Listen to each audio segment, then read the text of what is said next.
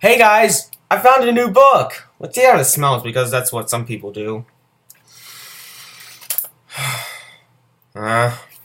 Smells like death.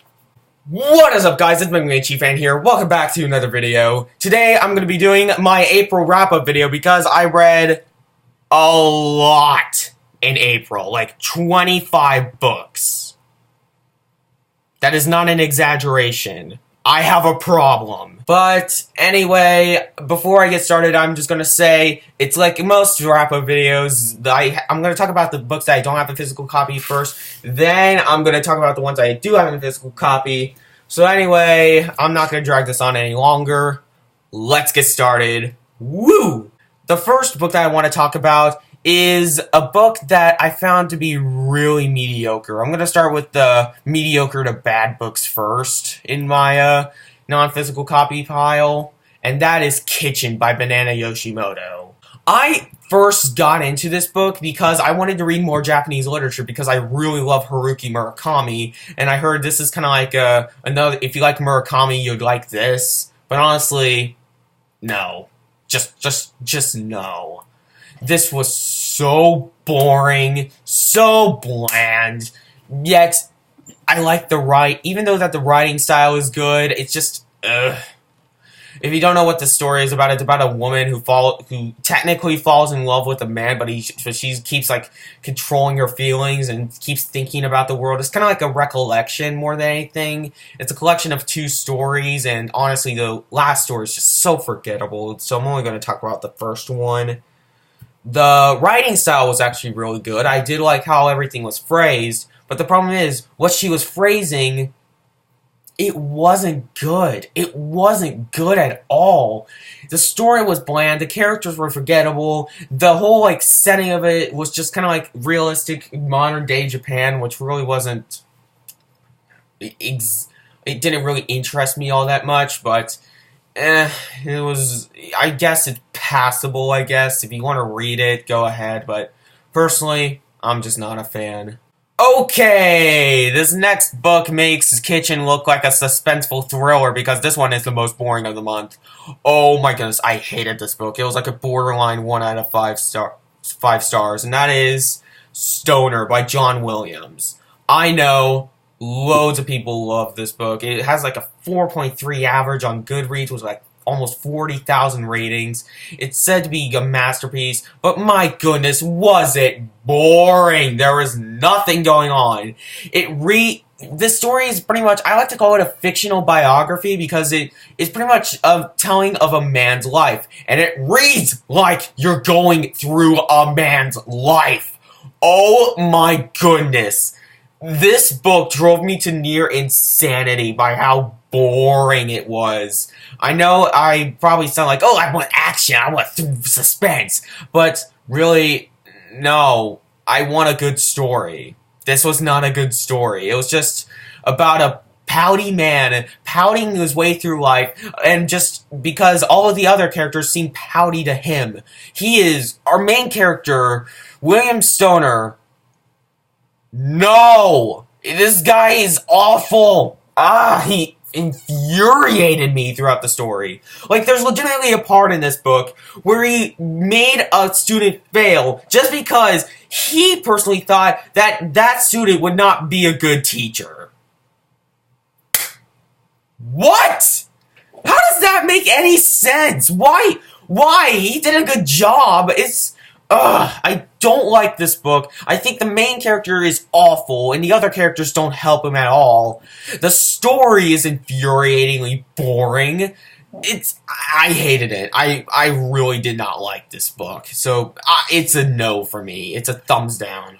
Siskel and Ebert style. I think that's Siskel and Ebert. They do thumbs down, thumbs up. I don't know. I've never really been in the movies that much. The next book is yet another boring book. I'm getting all the boring books out of the way, and that is Robinson Crusoe by Daniel Defoe. Yeah, I was going to read this at some point, so why not read it now? This is really boring, but yet also really racist. Yet, I don't hate it as much as Stoner. In fact, I don't really hate it. I just kind of dislike it. Because This story is about a man who's stranded on an island for 20 years. And he also reads like a man that's stranded on an island for 20 years. Oh my god. Why do books keep being boring like this? But here's the thing. I'm going to give Robinson Crusoe a little more of a pass. It's still terrible, but... Actually, it's not terrible. It's just bad. But it's old. It's really, really old. It's like, I think early 18th century. It's technically the first English novel. And yeah, what a great start, guys. You wrote one of the most boring novels ever written. That's something. But yeah, didn't like this. Thought it was pretty racist. I thought it was really just bland and boring. The writing style wasn't even that good. I just didn't like it, guys. Sorry. Okay, so the next few books I'm going to be talking about are the first 4 books in the Chronicles of Narnia series. If you watched my last video with my TBR, you should probably know that I was reading the Chronicles of Narnia. I'm going to stop for now because I'm just going to fly through the rest of the series, so why not take some of my time and let these first 4 books develop. And the first one I'm going to talk about is The Magician's Nephew. And pretty good start, I might say. It was a really good start to a really enjoyable series, and I was really happy with how it turned out. I was getting along with it. I thought Diggory was just a fun, enjoyable character, and the magician, the uncle of our main character, Diggory, was just... he was fun. He was really fun. I thought he was just a great, fun, mad scientist type of character. He was really insane, but it was just really, really well done. And it was pretty much the creation of this world that we call Narnia. And it's loads of fun. I really liked it. So The Magician's Nephew gets a thumbs up from me, but not as much as the line The Witch in the Wardrobe. Oh my goodness, I see why this is the most famous one. This is easily the best one in the series so far. I really like this book. It's just about 4 kids named Susan, Lucy, Peter, and Edmund just going around in Narnia, finding out about Narnia, and then they like have a debacle with an ice witch and or an ice queen or ice witch. I'm gonna call her a witch because she's bad. And then they meet Aslan, which is the lion. It's which is supposed to represent God, I think. But it's so well constructed. For a children's story, it's really deep with a lot of symbolism. It's just such a fun story. I loved it, and I just realized something. This was technically a reread for me. I read this all the way back in 5th grade for the first time, and I kind of liked it, but now, reading it in high school, I think I liked it better. So, why not? It was fun. It was loads of fun. The next one out of the Chronicles of Narnia that I read was The Horse and His Boy, and it was pretty good. It was pretty good. I liked it. I more liked the second half of this book more than the first half, because the first half was more kind of like a little bit, I hate to use this word, but a bit preachy a bit. I don't know if that's the right word or not, but they really hammered down kind of like the religious symbolism in the series, but it's all right. I liked it. I especially liked the second half when the story really got ramped up to a little more actiony and less kind of like philosophical, but I liked it. I liked it. If you don't know what it's about a horse and his boy going through Narnia, or going to Narnia, perhaps, and just having loads of fun, and also having great perils, and just meeting kings and queens and dukes. It's a fun story, but not as good as The Magician's Nephew and Lion, Witch in the Wardrobe, though. It was pretty good. But that's not what I can say about the 4th book and the final book I'm going to talk about, The Prince Caspian. What? This is the second most famous book in the series? Are you kidding me? I didn't like it, guys. I'm gonna be flat out honest with you guys. I didn't like this one. It wasn't bad, it's just that they focused on a character named Caspian, who is named Prince Caspian, and half the book, and I'm not even joking, half the book is told in flashback. That is not how you're supposed to structure a story, guys. It's not how you're supposed to structure a story at all. It's just, it wasn't really my favorite. In fact, it was probably my least favorite in the series so far. And it just, Prince Caspian was not an interesting character. They focused on the 4 kids from the Lion Witch and the Wardrobe again, but they were just kind of like, hey, we're here, we're gonna set off stage for this other guy. And it really wasn't all that good. It really wasn't all that good. So, Prince Caspian, if you're going through the whole series and you're being a completionist, go read it. But personally, if you're just going to start with it, no. Start with The Magician's Nephew. Please. Just please. So that ends my review of the Narnia books. So, let's continue. I don't even think I'm out of the camera. I don't know. Alright, another book. Which just, it's more significant in literature than it is actually good, and that is Gilgamesh by, I don't know, Sis Anonymous, because we don't know who wrote it. And it's an epic poem about a man who's with the gods named Gilgamesh, and he's like the king of all the people. And then there's another man that's created to like fit in with Gilgamesh, and they go on this quest to, like, defeat this beast, and it really wasn't all that good. I mean, it was alright, I guess, but honestly, it could have been done a little bit better, but I'm gonna give it kind of the bypass and say, oh yeah, it is pretty much just it is the first written script that we know of. It's like 4,000 years old. But honestly, it wasn't all that interesting. It bored me, just like the majority of these books in the first half of this review. It's boring. I didn't like it, guys. Just no. The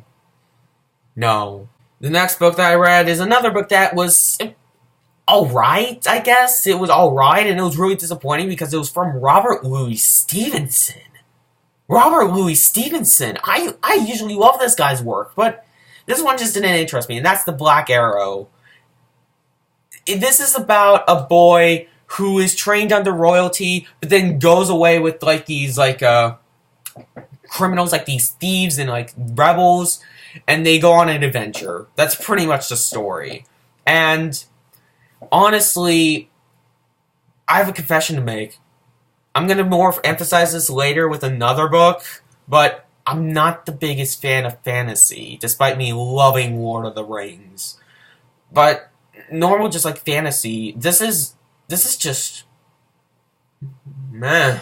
It's alright, I guess, but it's nothing fantastic. It's just decent at best. So I like the writing style, like normal Robert Louis Stevenson books, but the story was just meh. The characters were just meh. And the whole, like, pacing of the novel was just meh. So, I'm not the biggest fan of The Black Arrow, despite me really liking Robert Louis Stevenson. The next book I'm gonna probably read from him is, Kidnapped, so that should be fun. The next book that I read in a month was a book that I thought I was gonna hate, but I actually kinda liked. It was The Perks of Being a Wallflower by Stephen Chbosky. The Perks of Being a Wallflower is about a boy named Andrew who pretty much like, no, Charlie. Sorry, I keep messing things up! Ugh! Why did I mess things up? It's about a boy named Charlie who, just like, and his life during high school. That's pretty much it. It's a very much of a coming-of-age story. And this is, like, considered to be, like, the Catcher. It's not, like, as good as Catcher in the Rye, but people say, oh, it's really, it's similar to Catcher in the Rye. So that's what mainly got me on board with this book, but it's not Catcher in the Rye, guys. Stop comparing it to Catcher in the Rye. Oh, my God. No. Just The Perks of Being a Wallflower, it was alright. It was too much like real life for me to just kind of like get hooked in with the characters. And there was just too much relationship talk and drug talk and sex talk, but it just, it was alright. I guess the story was alright. The characters are kind of fun, but the writing style was just kind of like too realistic for me. And what they talked about was just kind of, So, The Perks of Being a Wallflower, if you're running out of coming-of-age stories, I guess you could try this one. But if you're looking for a really good coming-of-age story, I'd rather recommend The Catcher in the Rye or even The Bell Jar by Sylvia Plath. So, The Perks of Being a Wallflower, it's alright. Just, comme ci, comme ça. Thank you, French teacher. The next book that I read is a book that I actually really liked. I thought I was gonna hate this book, but this is like a borderline 4 out of 5. And that is The Elegance of the Hedgehog by Muriel Barbary. This book surrounds like an apartment building in Paris, and it focuses on like a janitor, like kind of like a janitor-esque title, and then like a little girl who's like a resident of the apartments. But we really focus on the janitor. That's our main character. And oh my goodness, this main character is so pretentious. It's good. It's so pretentious. That's this book as well. It's so pretentious. It's great. I love this book. No, I don't love it. It's really good, but I don't love it because there is two problems I want to mention. But I really like the writing style. I really like the characters, especially Renee, who's our main character. I think she was fantastic. She was so much fun, and she's like a literature buff, so obviously I could connect. And she kept talking about Tolstoy. She kept rambling about Anna Karenina, and it was just, it made me want to read Anna Karenina. But the only major problem with this book is the other character, the little girl named Paloma. I think is her name. Yeah, I'm really sure her name is Paloma. I know this is going to sound really weird. It may be one of the most weird comments I ever made in a book, but she's a weeaboo. She is a weeaboo. I am not even joking. She is legitimately such a weeaboo. Like, there's this Japanese man that moves into the apartment, and she's fascinated by him. Like, she's fascinated. Like, she wants to ask him questions. And there's one part in this novel. There's one part in this novel where she just takes out a manga and just reads it. A volume of manga. Manga. What? It's so pretentious that I ate this up. I read it in like a day. It's so good. I really, really, really liked this book. I thought it was really good. I thought it was really, really good. So, it's a thumbs up for me. Oh my goodness.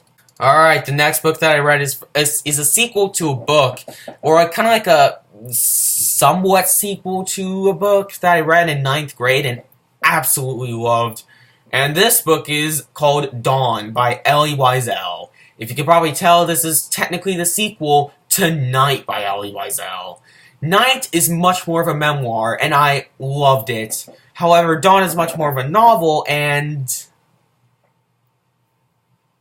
I guess it was alright, but it was just bland. I don't remember much from this. I don't remember most of the characters' names. I remember the plot, but I don't recollect on it much.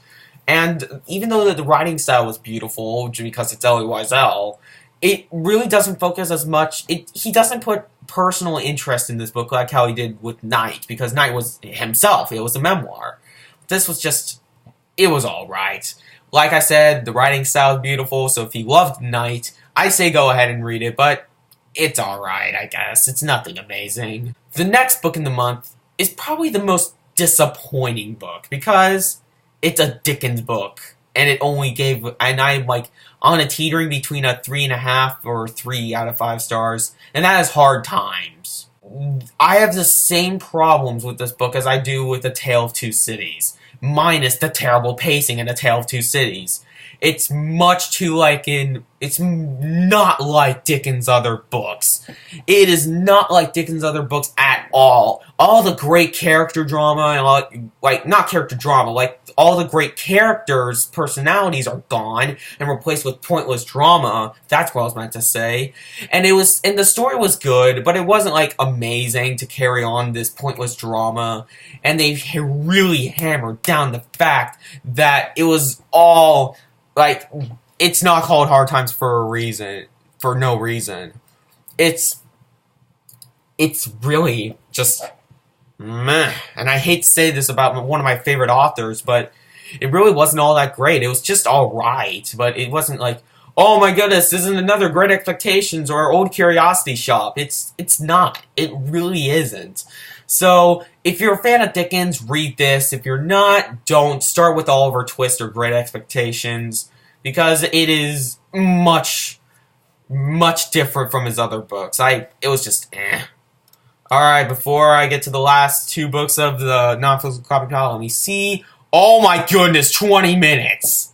20 minutes already! Oh man, this is going to be a doozy to edit. But, even though my edit's pretty basic. But, the next book, we're getting to 2 books that I actually really loved. And one of them is from one of my old friends who's probably going to become one of my favorite authors now. George Orwell. George, how you been? I read Down and Out in Paris and London by George Orwell. I loved it. I absolutely loved this novel. It's pretty much or not novel. I don't know what to call it. It's like a novel memoir, if that's a thing. If is a novel memoir a thing? Tell me in the comments. Ching! But this book is pretty much about. You can really tell that the main character is Orwell, and it's pretty much about Orwell living in Paris in poverty, and then going to London and living in poverty there. It's weird, yet oddly charming. George Orwell hates poverty, and he tries to hammer down the fact that he's going through all this turmoil. That's the one thing I didn't really like in this novel. That is that I know it's kind of the point, but he hammered it a little too hard with the poverty ideas, but the story was excellent. We really see the grittiness of Paris and London, and we really see how our character develops throughout time living in this dramatic situation. He also meets a slew of colorful characters. He meets a slew of a whole ton of dramatic events. It's great. I loved it. If you are looking for an Orwell to read if you read 1984 and Animal Farm and you want something more, read Down and Out in Paris and London. It's his first novel, and my goodness, it's a great one to start on. And the final book for the non-physical copy pile. Hold up, let me check if it is not the last. Yeah, it's the last one for the non-physical copy pile. And that is Fifth Business by Robertson Davies. I am going to quote the blurb for this because I can't even describe it any other way. It's about a man. It's another, fictional biography, but it's more like an autobiography, and it is about a man who was born twice. Once because he was born, and 2 because of World War I. That's all I gotta say, because the rest of it will be, because there's really not much of a premise to this book. It's pretty much the life about a man named Ramsey. So, it's great. This is what Stoner should have been. It's about life in its grittiness, and it's so beautifully written. It's so beautifully done. It makes me want to read all of Robertson Davies' works now, and it's just so great. The characters, they're really phenomenal. There's loads of twists and turns in this. This made me nauseous from how many twists and turns there are. The only reason why it doesn't get a 5 out of 5 for me is that I feel like some of the there's just one major twist at the end that really didn't fit. It really just didn't fit. It just kind of felt like an outlier between the rest of the book, but other than that, it was great. I loved this book. I can't recommend it enough. And if you have any more Robertson Davies books to recommend, please tell me, because it was great. And now, we're on to my physical copy pile, which is consistent of 10 more books, and I think we're already at 25 minutes. Yep, 25 minutes. Get ready for a long video. I said this video was going to be longer, so it is. And the first two books are from an author that gets a lot of controversy. Personally, I think she's just a good writer. I don't care about her philosophy. And that is Ayn Rand. Ayn Rand, this is The Fountainhead, obviously. This is about 2 architects, mainly about one of them who she thinks is the ideal human, and the other one who she thinks is just the pure opposite of what a man should be. She thinks that one of the characters is awful, and you really see why. Because, my goodness, 600 out of 700 of the 700 pages of this novel is amazing. It's truly beautiful. However, the last 100 pages, like 100 or 75 pages, the characters go in really long soliloquies. Like, it makes Shakespeare look like a tramp. It's that's probably not the right analogy, but the Fountainhead, I didn't really like the ending, but my goodness, the characters are so memorable. Like Howard, Peter, Dominique, they're so great. I also really like the story to this. It's pretty much set up like a business deal throughout like a couple decades of a man's life. It's great. If you want to start with Ayn Rand, start with this. Don't start with Atlas Shrugged, in my opinion. Start with this. It will really get you introduced to her. And yeah, loved this one. And another Ayn Rand book is Anthem. This is a really old copy, but it was alright. It was alright. I kind of liked it, but at the same time, it wasn't written really well.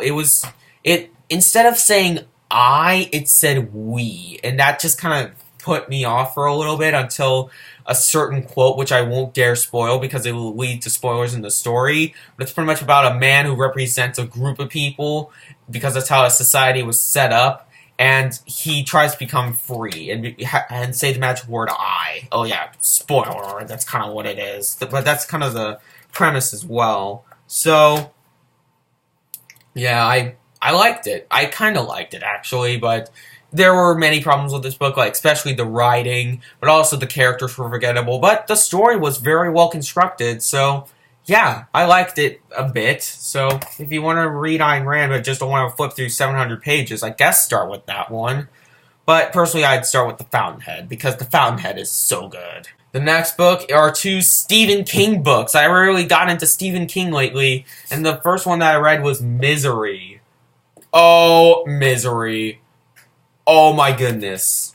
Oh my goodness. This is so great. This is so freaking great. I loved it. This is pretty much about a man named Paul who is a novelist, and he gets in a car accident right after meeting his biggest fan, his true #1 fan. But then when he gets to the hospital, he finds out that his nurse is that #1 fan, and that she's kind of a psychopath. That's literally the story. I'm gonna just leave it off there because you gotta read this. This is so great. This is the perfect place to start with Stephen King because, guys, you do not know how short that is for a Stephen King novel. This is only like 330 pages. That is extremely short for a Stephen King novel. I really liked this. It was really enjoyable. I gave it like a 4 out of 5. It was that good. But the only problem with this book is that the ending kind of seemed like after the famous axe scene, the story just kind of drops off from there. But luckily, there were only like 10 pages after that scene. But this is so good. This is really good. If you want to start with Stephen King, start with this one. This is amazing. And then the last book from Stephen King that I read was Firestarter. This is actually the book that I most recently finished, and it's good. It's good. I kind of liked it. The major problem with this book is that I'm gonna state the premise first. This is about a little girl who can set things on fire with her mind. That's literally the story. That's literally the premise, all the premise that you need. And the major problem with this book is the middle of the book.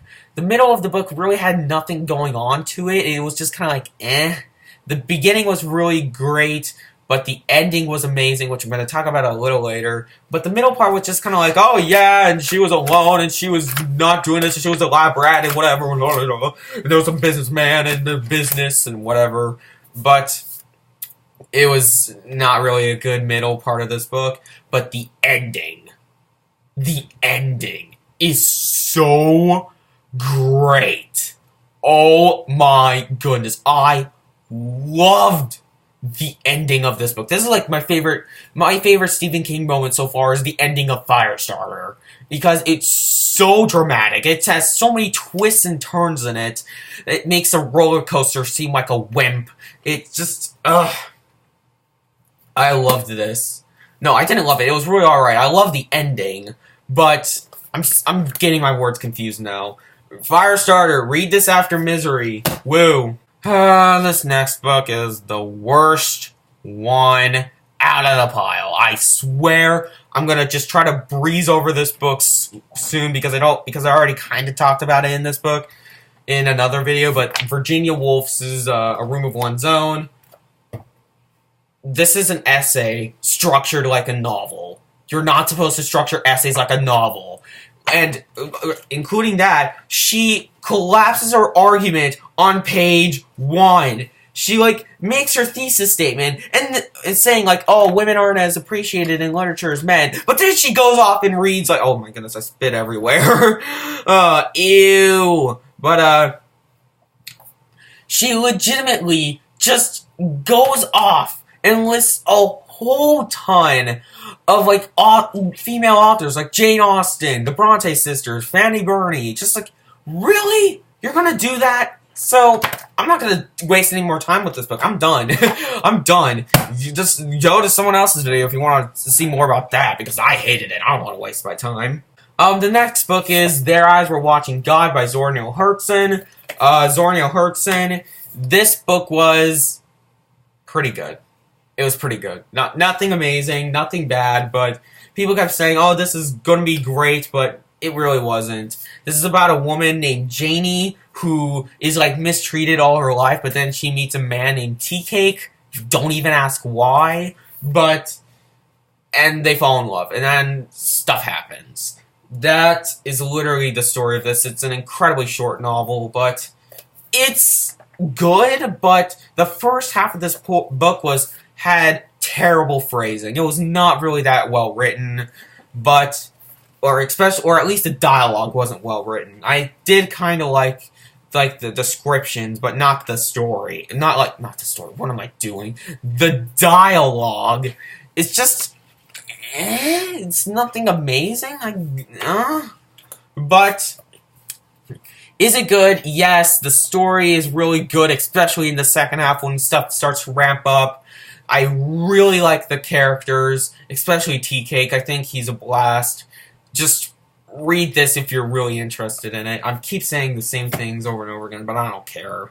The next book is probably my favorite book of the month besides the next book after this one, but it's The Secret Life of Bees by Sue Monk Kidd.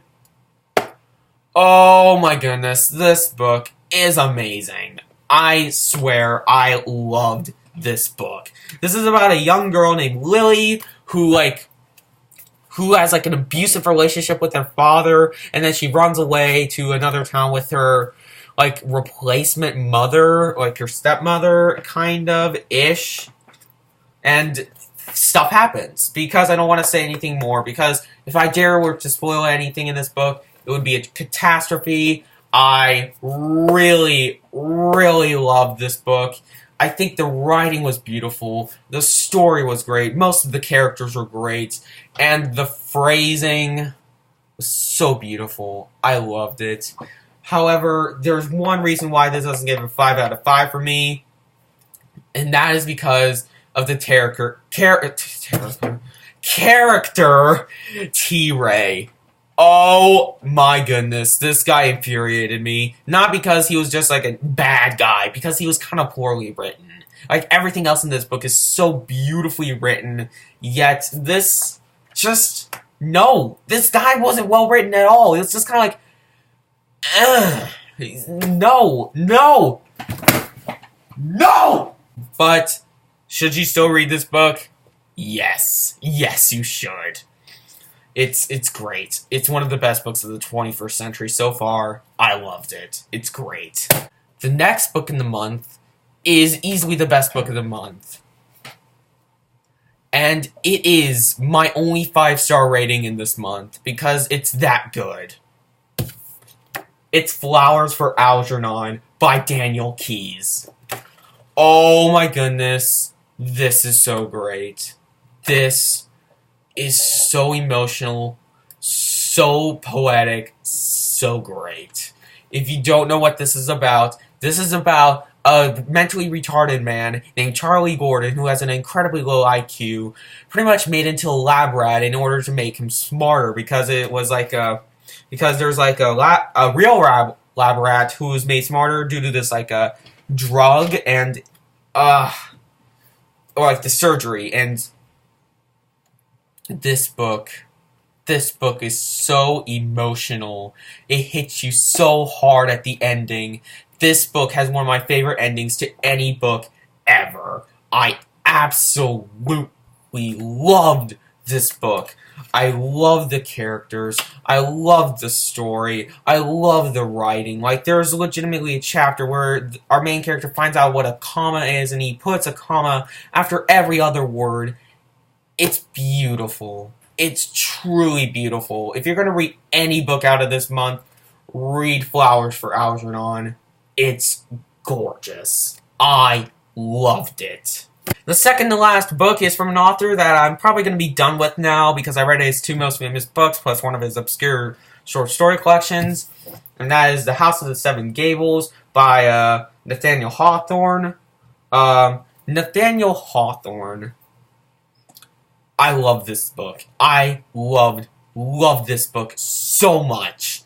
It's pretty much about a book. It's pretty much about a family named the Pynchons, which, no reference to Thomas Pynchon, but it's about a family named the Pynchons, or Pynchons, I don't know, and their house being haunted by ghosts. Ooh, spooky. But, I really like how The Scarlet Letter was more of a drama.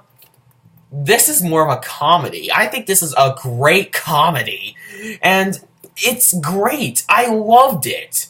So if you're going to go into a book, if you didn't like The Scarlet Letter because it was too dramatic for you, then read this, because it's great. I loved it. I don't even know why it has such a bad rating on Goodreads. I loved it. I loved it. It was great. And the final book is probably gonna get the most hate out of anything. This is the last book of the video, and honestly, I did not like this book. And people are going to freak out. I honestly don't like this book. And I may even make a whole video on saying why I don't like this book. Here we go.